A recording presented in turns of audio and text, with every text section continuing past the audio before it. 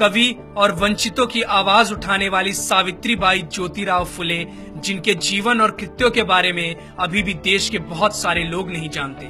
यहाँ तक कि बहुत सारी महिलाएं भी इस बात से अनजान हैं कि अगर वे आज शिक्षित हैं, रोजगार के योग्य हैं, तो वो आखिर किसके प्रयासों के चलते हैं। सावित्रीबाई फुले का जन्म 3 जनवरी 1831 को पुणे से 50 किलोमीटर दूर पुणे के नैगांव में हुआ था। 1840 में 10 वर्ष की उम्र में उनका विवाह ज्योतिराव के साथ हुआ था, जो कि उस समय 13 वर्ष के थे। उन्होंने एक बालक को गोद लिया था, जिसका नाम उन्होंने यशवंत रखा। ज्योतिराव ने अपनी पत्नी को घर पर ही पढ़ाया और उन्हें शिक्षिका के तौर पर प्रशिक्षित किया।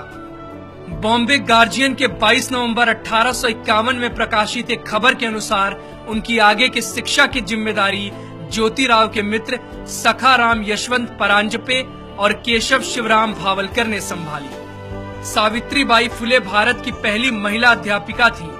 घर की देहरी लांघकर बाहर पढ़ाने जाने के उनके इस कदम से आधुनिक भारतीय महिला के सार्वजनिक जीवन का प्रारंभ होता है।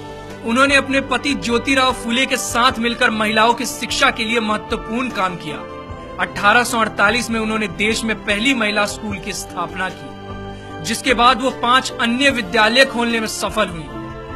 5 फरवरी 1852 के एक आवेदन पत्र के अनुसार लड़कियों के लिए पहले 3 स्कूल 3 जुलाई 1851, 17 नवंबर 1851 और 15 मार्च 1852 चिपलू नकरवादा, रास्तापेट और वेडलपेट क्रमशः शुरू किए गए। सावित्रीबाई फुले इनमें से सबसे पहले स्थापित स्कूल की प्रधानाध्यापिका थी।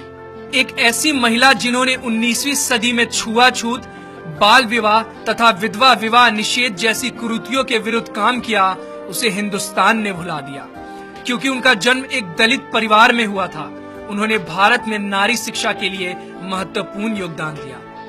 भारत में सावित्रीबाई और उनके पति दोनों ने मिलकर शूद्र एवं स्त्री शिक्षा आरंभ कर नए युग की नींव रखी। सत्यशोधक समाज की स्थापना 24 सितंबर 1873 को हुई और सावित्रीबाई फुले इस संस्था की एक अत्यधिक समर्पित कार्यकर्ता थी। ये संस्था कम से कम खर्चे पर दहेज मुक्त और बिना पंडित पुजारियों के विवाहों का आयोजन कराती थी। इस तरह का पहला विवाह 25 दिसंबर 1873 को संपन्न हुआ। सावित्रीबाई के मित्र बाजूबाई निम्बंकर की पुत्री राधा और सीताराम जाबाजी अल्हाट की शादी पहली सत्यशोधक शादी थी। इस ऐतिहासिक अवसर पर सावित्रीबाई ने स्वयं सभी खर्चे वहन किए। इस प्रकार के विवाहों की पद्धति पंजीकृत विवाहों से मिलती जुलती होती थी, जो आज भी भारत के कई भागों में पाई जाती है। पूरे देश के पुजारियों ने इन विवाहों का विरोध किया और वे इस मुद्दे को लेकर कोर्ट में भी गए। फूले दंपत्ति को कठोर परेशानियों का सामना करना पड़ा, किंतु इससे वे अपने पद से विचलित नहीं हुए। 4 फरवरी 1889 को उन्होंने अपने दत्तक पुत्र की शादी इसी पद्धति से की। यह विवाह आधुनिक भारत में पहला अंतरजातीय विवाह था। सावित्रीबाई पूरे देश की महानायिका हैं। जब सावित्रीबाई कन्याओं को पढ़ाने के लिए जाती थी, तो रास्ते में लोग उन पर गंदगी, कीचड़, गोबर, विष्ठा तक फेंका करते थे, जिसके कारण वो एक साड़ी अपने थैले में लेकर चलती थी और स्कूल पहुंचकर गंदी हुई साड़ी को बदल लेती थी। महात्मा ज्योतिबा फुले की मृत्यु सन 1890 में हुई। तब सावित्रीबाई ने उनके अधूरे कार्यों को पूरा करने के लिए संकल्प लिया। अगले साल 1857 में प्लेग की भयंकर महामारी फैल गई। पुणे क्षेत्र में प्रतिदिन सैकड़ों लोग इस प्रकोप में मर रहे थे। सावित्रीबाई ने यशवंत को छुट्टी लेकर आने को कहा और यशवंत के लौटने पर उनकी मदद से उन्होंने सासने परिवार के खेतों में एक हॉस्पिटल खुलवाया। वे बीमार लोगों के पास जाती और खुद ही उनको हॉस्पिटल तक लेकर आती। हालांकि वो जानती थी कि एक संक्रामक बीमारी है, फिर भी उन्होंने बीमार लोगों की सेवा और देखभाल करना जारी रखा।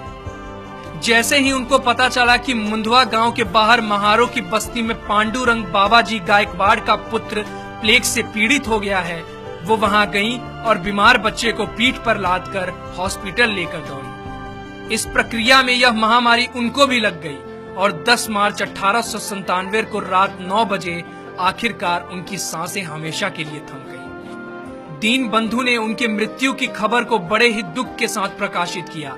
जो लोग पीठ पर अपने पुत्र को बांधकर दुश्मन से लड़ती हुई लक्ष्मीबाई की बहादुरी का गुणगान करते हैं, उन्होंने इस महिला की बहादुरी को पूरी तरह से नजरअंदाज कर दिया है, जिसने अपनी पीठ पर लादकर एक बीमार बच्चे को बचाया। उनका पूरा जीवन समाज में वंचित तबके, खासकर महिलाओं और दलितों के अधिकारों के लिए संघर्ष में बीता।